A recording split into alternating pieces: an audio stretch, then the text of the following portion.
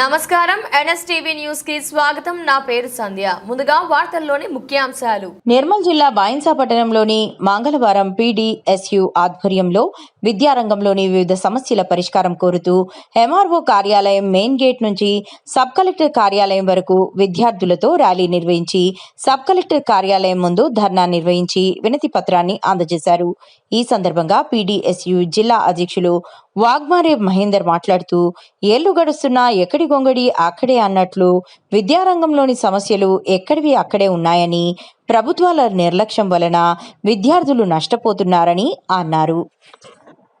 PDS ఆధ్వర్యంలో బైన్సాలో sub collector గారికి వినతి పత్రం ఇవ్వడం జరిగింది. ఏళ్ళు గడుస్తున్నా కానీ స్కాలర్షిప్లు రియంబర్స్మెంట్లు మాత్రం విడుదల చేయడంలో ప్రభుత్వం జాప్యం చేస్తూ ఉంది. ఎక్కడ చూసినా కూడా రెంటు అద్దె భవనాల్లోనే హాస్టళ్లు కొనసాగుతున్నాయి. ఇరుకు గదుల్లో విద్యార్థులు ఉండే పరిస్థితి ఉంది. ప్రభుత్వ స్థలాలు ఉన్నప్పటికీ కూడా, నిధులు ఉన్నప్పటికీ కూడా అధికారులు, ప్రజాప్రతినిధులు ఈ ప్రభుత్వమే నిర్లక్ష్యంగా ఉందని సందర్భంగా మన అందరికీ అర్థమవుతుంది. వెంటనే విద్యార్థులు ఆగ్రహానికి గురి కావద్దంటే వెంటనే విద్యార్థుల సమస్యలు పరిష్కరించండి.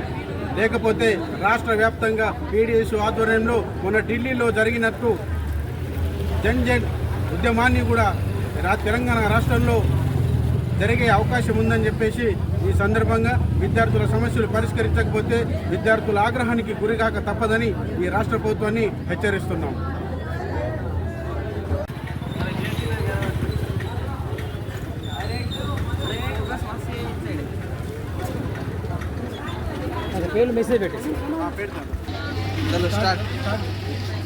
బైన్సా మండలం ఈరోజు బైన్సా మండలంలో ప్రగతిశీల ప్రజాస్వామ్య విద్యార్థి సంఘం పీడీఎస్యు ఆధ్వర్యంలో కలెక్టర్ కార్యాలయంలో సబ్ కలెక్టర్కి వినతి పత్రం ఇవ్వడం జరిగింది. ఎందుకంటే గత తెలంగాణ రాష్ట్రంలో కాంగ్రెస్ ప్రభుత్వం వచ్చి 3 సంవత్సరాలు గడుస్తున్న కొద్దీ ఎక్కడి సమస్యలు అక్కడే ఉన్నాయి. విద్యార్థి సమస్యలు వెంటనే స్కాలర్షిప్ ఫీజు రియంబర్స్మెంట్ వెంటనే విడుదల చేయాలని మేము డిమాండ్ చేస్తూ ఉన్నాం. ఏదైతే ఖాళీగా ఉన్న ఎంఏఓ డిఓ పోస్టులను వెంటనే విడుదల చేయాలని మేము డిమాండ్ చేస్తూ ఉన్నాం. ఎందుకంటే 23,000 పాఠశాల మూసివేతను ఆపాలని మేము డిమాండ్ చేస్తూ ఉన్నాం. ఖాళీగా ఏదైతే ప్రైవేట్ కార్పొరేట్ కళాశాలలు ఫీజుల దోపిడీ చేస్తున్నారు కాబట్టి ఫీజు నియంత్రణ చట్టాన్ని అమలు చేయాలని మేము పీడీఎస్గా డిమాండ్ చేస్తున్నాం. రాని ఏళ్ళ పెద్ద ఎత్తున ధర్నాలు చేస్తామని, ఆందోళన చేస్తామని హెచ్చరిస్తున్నాం.